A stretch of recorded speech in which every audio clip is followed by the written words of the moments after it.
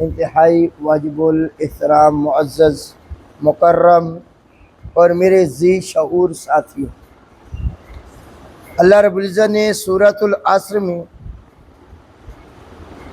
انسانوں کو، تمام کائنات کے لوگوں کو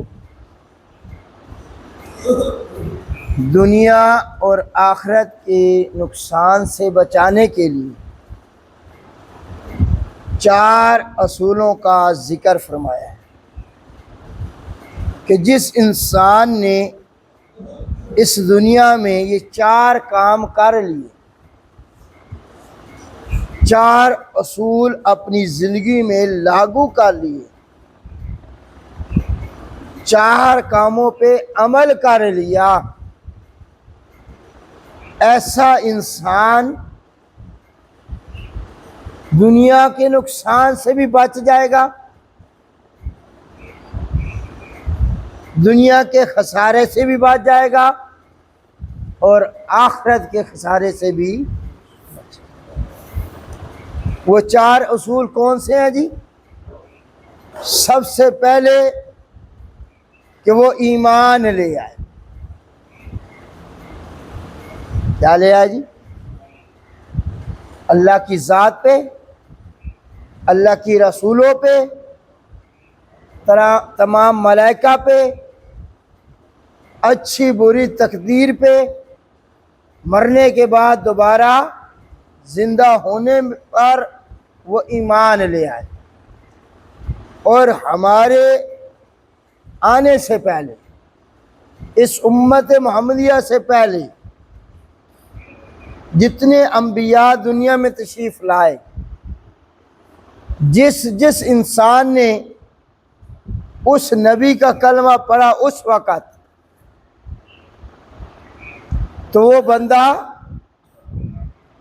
بندہ بھی کامیاب ہے،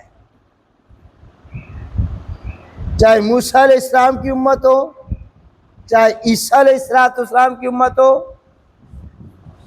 چاہے حضرت ابراہیم علیہ السلام کی امت ہو، چاہے حضرت نوح علیہ السلام کی امت ہو، قوم عاد میں سے ہو، قوم سمود میں سے ہو، جس نے وقت کے پیغمبر پر کیا لایا جی، تو وہ کیا ہے جی؟ وہ کام۔ تو آج اس وقت ہم یہ کہیں گے، جس طرح ہر دور کے پیغمبر پہ لوگوں نے اس نبی کا کلمہ پڑھا ہے تب وہ کامیاب ہیں، آج اس وقت اور قیامت کی صبح تک وہ بندہ کامیاب ہے جو آمنہ کے لال عبداللہ کے در یتیم حضرت محمد رسول اللہ صلی اللہ علیہ وسلم پر ایمان لائے، ہمارے نبی کا کلمہ پڑھے گا۔ اور میں اپنی طرف سے نہیں کہہ رہا، ایک مرتبہ حضرت عمر فاروق رضی اللہ تعالیٰ عنہ کو نا کہیں سے تورات کے ورقے مل گئے۔ کیا مل گئے جی؟ ان کا دل کیا، انہوں نے کہا یہ بھی اللہ کے پیغمبر پہ اتری ہوئی کتاب ہے، ہدایت نامہ ہے، کیوں نہ میں اس کو پڑھ لوں۔ جب پڑھنے لگے نا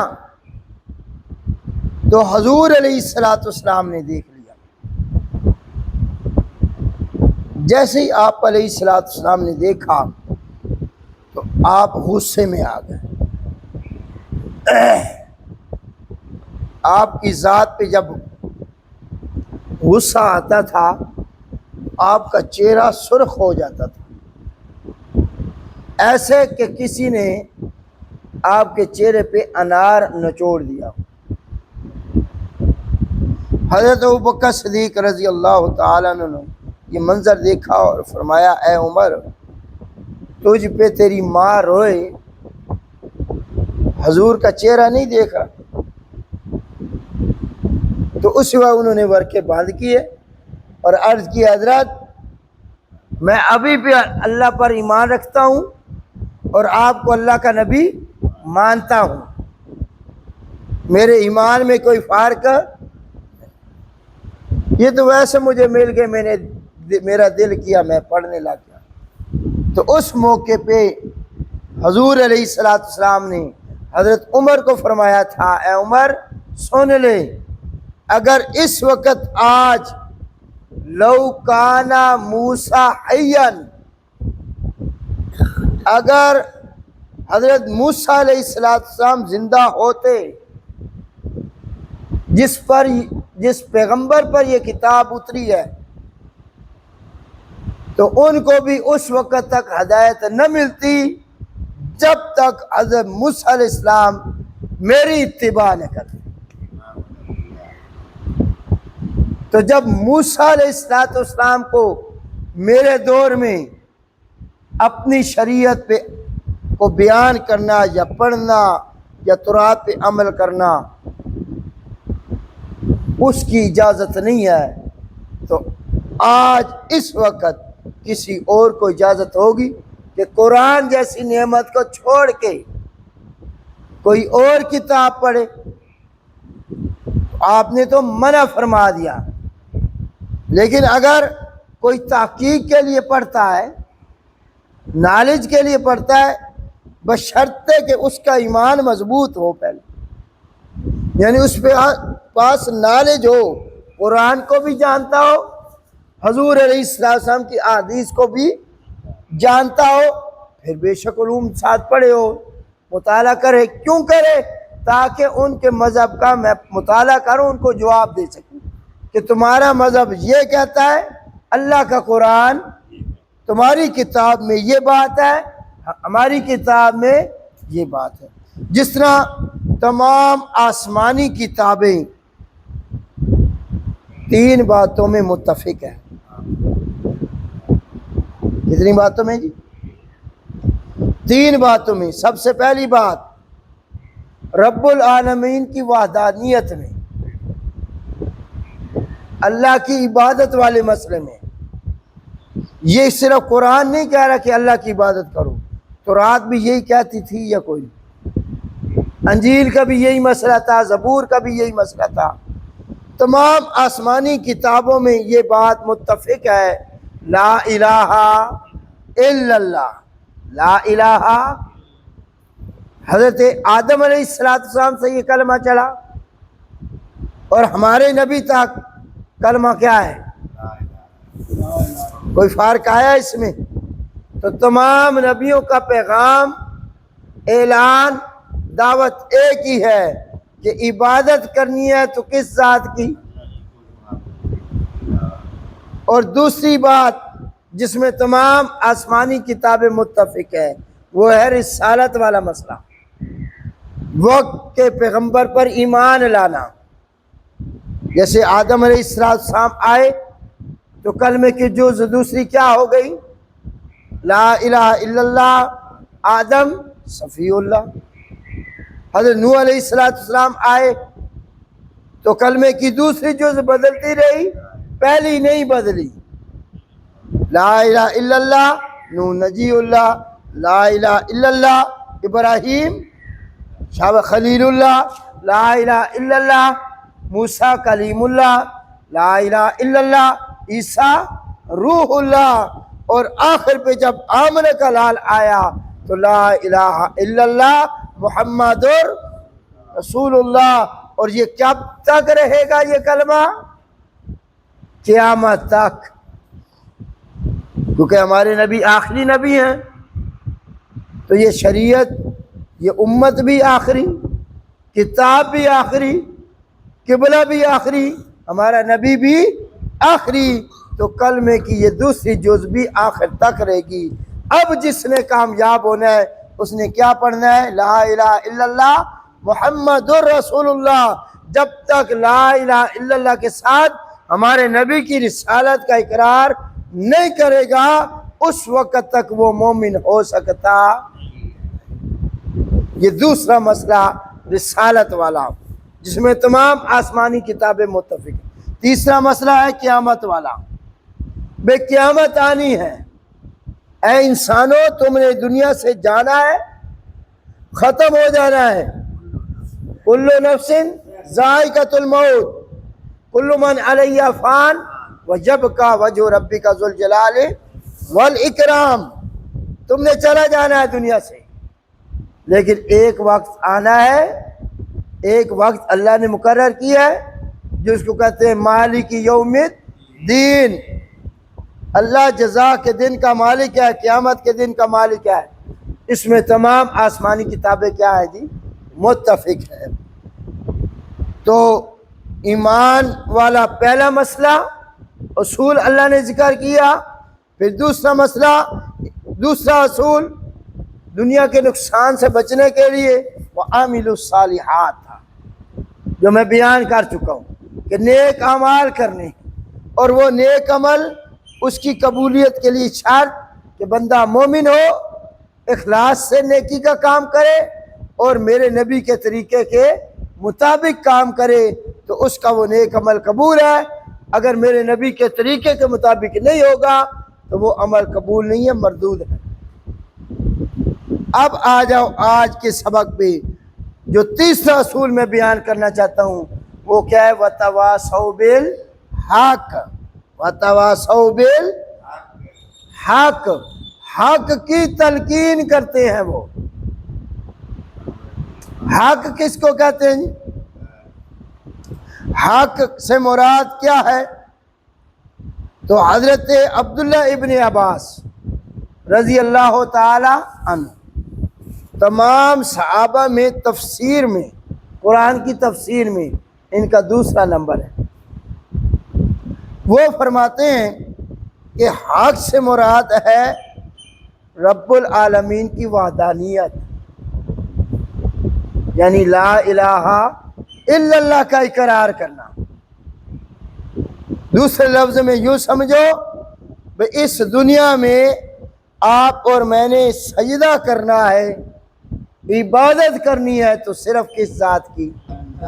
जैसे आप और मैं सूरह फातिहा में क्या पढ़ते हैं, इय्याका नअबुदु व इय्याका नस्तईन।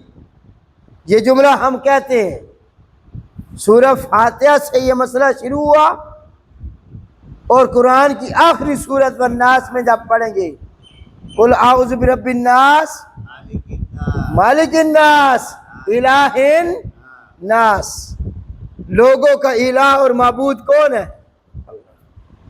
इब्तिदा में भी इबादत अल्लाह की, कुरान की आखिरी सूरत में भी अल्लाह ने फरमाया इबादत किसकी? अल्लाह की। तो पूरे कुरान का मकसद भी क्या है? तो हजरत अब्दुल्ला इब्न अब्बास कहते हैं सबसे बड़ा हक क्या है? कलमा तैयबा का इकरार करना। कलमा तैयबा का क्या करना जी? इकरार करना। और हजरत कतादा रजी अल्लाह ताला ने फरमाते हैं हक से मुराद है कुरान की तलकीन करना। हक से मुराद कुरान है, क्योंकि कुरान भी सच्चा है, ये कोई जिस तरह ला इलाहा इल्लल्लाह सच्चा है, मोहम्मद रसूलुल्लाह वो सच्चे हैं, इसी तरह मोहम्मद रसूलुल्लाह पे उतरने वाली किताब ये भी क्या है? ये भी सच्ची है। इससे बड़ा कोई हक दुनिया में। तो इस कुरान का प्रचार करना, वो प्रचार वही करेगा जिसको कुरान आएगा। जिसको क्या आएगा जी? और याद रखिए जो अब दौर जा रहा है ना, अब मुसलमानों को चाहिए और उनकी औलादों को चाहिए कि कुरान मजीद का नॉलेज रखें। अगर कुरान मजीद का नॉलेज ना हुआ ना उनके पास तो भटक जाओगे। बड़े बड़े आप फितने सारे उठा रहे हैं, बड़े बड़े फितने, बड़े बड़े लोगों को गुमराह कर रहे हैं।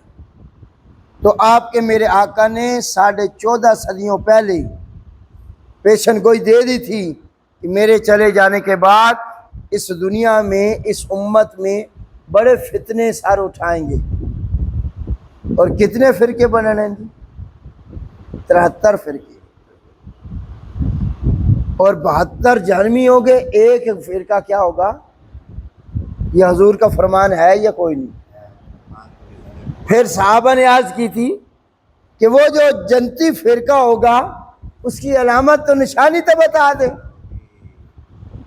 تو آپ علیہ الصلوۃ والسلام نے فرمایا 2 چیزیں چھوڑ کے جا رہا ہوں اپنی بات. کتنی چیزیں؟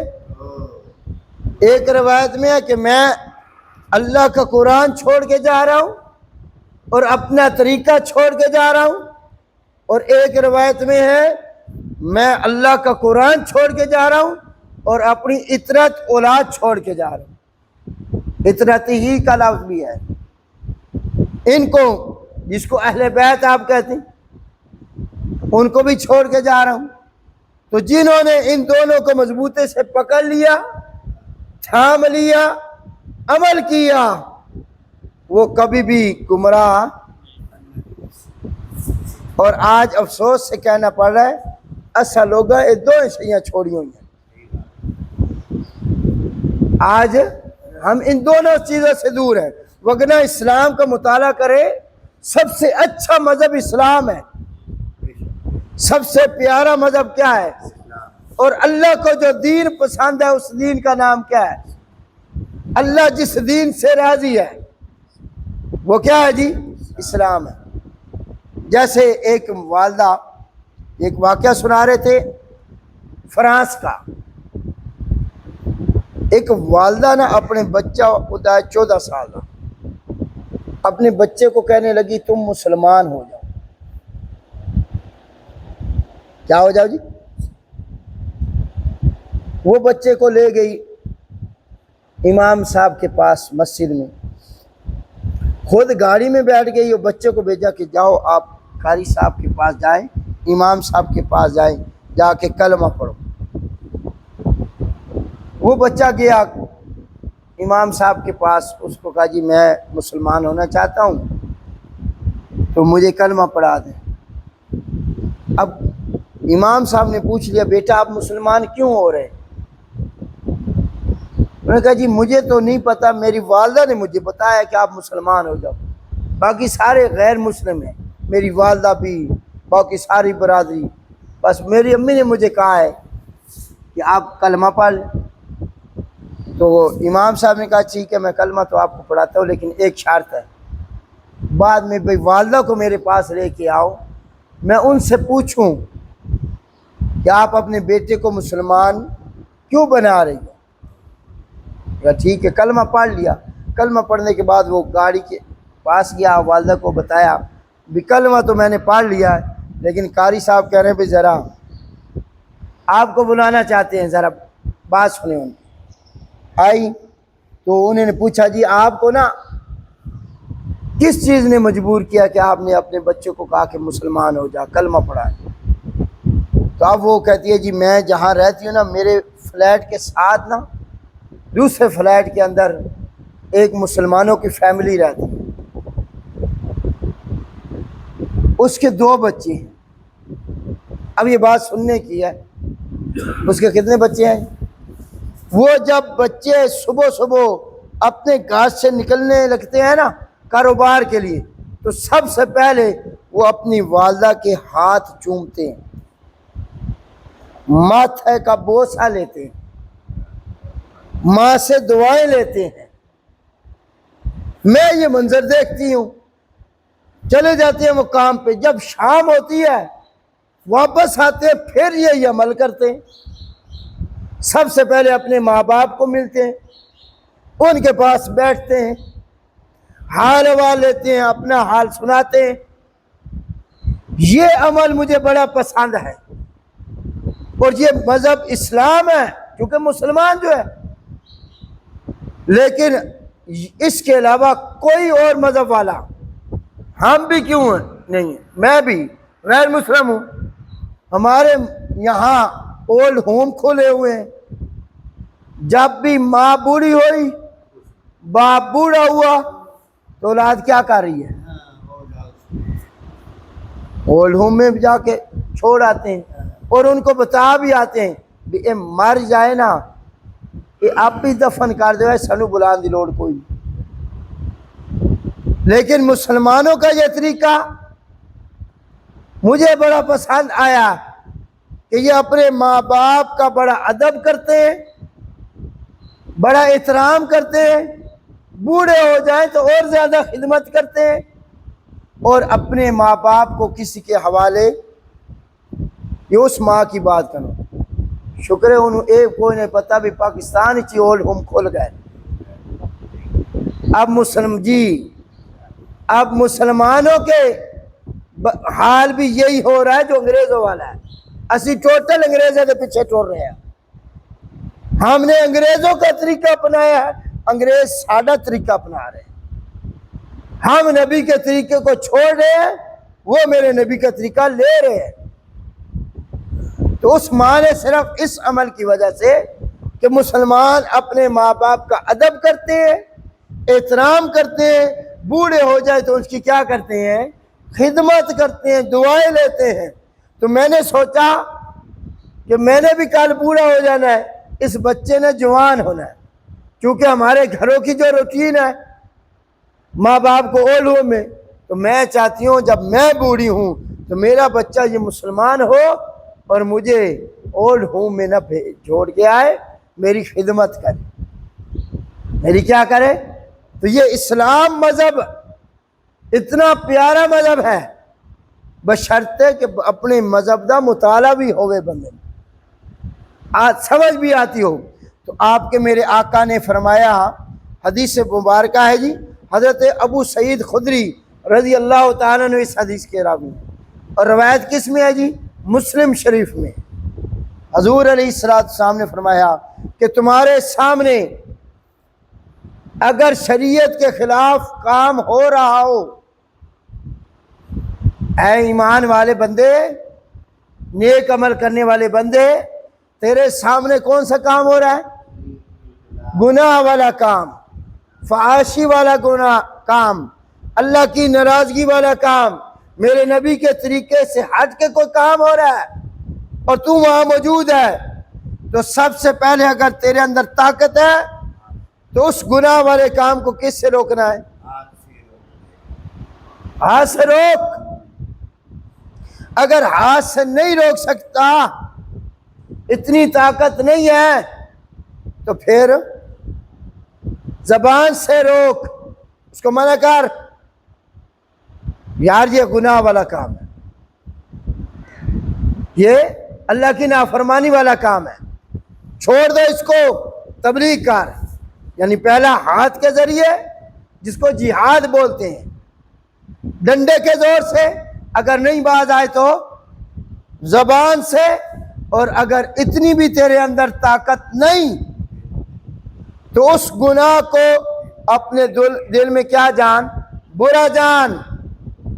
اور یہ ایمان کا اضعف حصہ، کمزور ترین ایمان بتایا گیا ہے،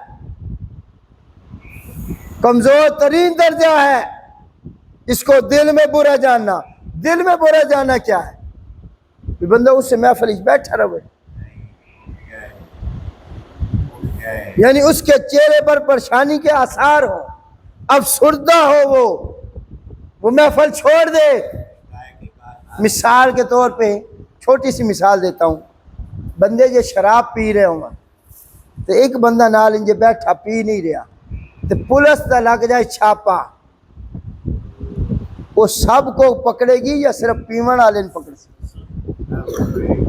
اب یہ بندہ لاکھ منت سماجت کرے نا، یار میں تو نہیں پی رہا تھا، میں نے تو نہیں پی، تو پولیس والے کیا کہیں؟ اگر پیتی نہ ہوں تو اتھے آیا کیوں ہے؟ یہاں کیوں آیا تھا؟ اگر تو نے نہیں پی تو تو نے یہ محفل اپنائی کیوں ہے؟ اس صحبت میں آیا کیوں ہے؟ تو جب دنیا میں جہاں کہیں بھی کوئی گناہ ہو رہے ہو، تو جب عذاب آتے ہیں نا، پھر اللہ پاک اے نہیں ویدا بے ایک کرن والا یا نہ کرن والا ہے۔